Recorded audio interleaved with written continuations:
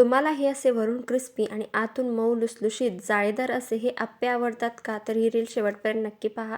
तर इथे मी घेतलेले आहे 3 वाटी रेशनचे तांदूळ, 1 वाटी पोहे, पाव वाटी साबुदाणा घालायचा, 2 वेळा स्वच्छ धुवून घ्यायचं. दुसऱ्या एका बाउलमध्ये घ्यायचं आहे 1 वाटी उडदाची डाळ, अर्धा चमचा मेथी दाणे, 1 वेळा स्वच्छ धुवून घ्यायचं. त्यानंतर हे बुडवून इतपत पाणी घालायचं आणि 7 तास चांगलं भिजत ठेवायचं आहे. भिजवून झाल्यानंतर हे मस्त फुलून येतात. एक मिक्सिंग जार घ्यायचं आणि दोन्हीही मिश्रण बारीक असं वाटून घ्यायचं आहे.